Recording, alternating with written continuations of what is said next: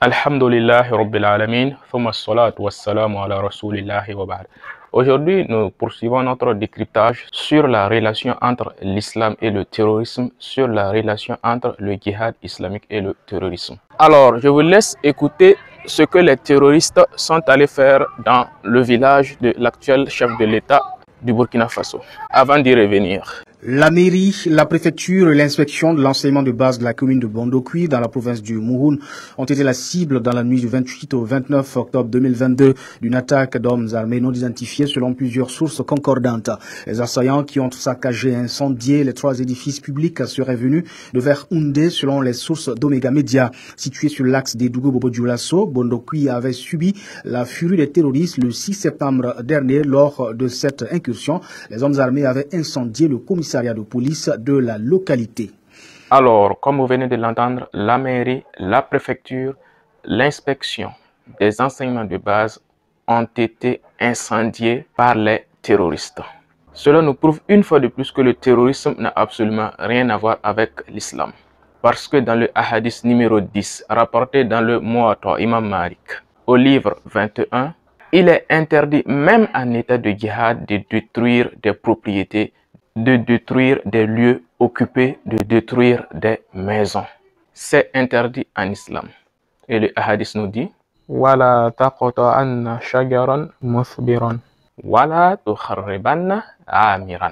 Le hadith nous dit, même en état de djihad, non seulement il est interdit de couper des arbres fruitiers, et il est interdit de saccager, de détruire des maisons occupées, il est interdit de détruire des propriétés.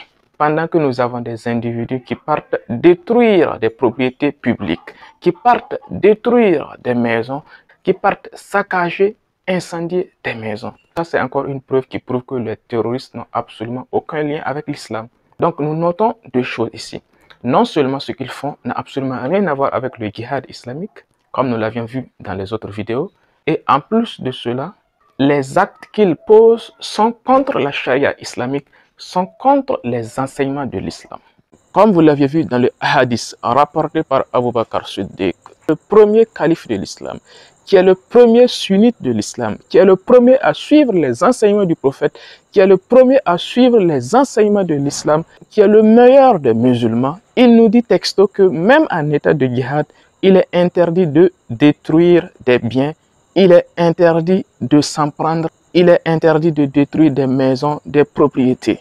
Ce qui prouve clairement que ce que les terroristes ils font, c'est de l'anti-islam, c'est de l'anti-djihadisme, c'est de l'anti-islamisme, c'est de l'anti-enseignement islamique, c'est de l'anti-charia islamique, parce que la charia islamique interdit cela, comme vous l'avez vu dans les hadiths, ce qui nous amène à conclure clairement que les terroristes sont des éléments cooptés par l'ennemi de l'islam, par l'ennemi de l'Afrique, par l'impérialisme prédateur qui s'enrichit derrière ces groupuscules terroristes.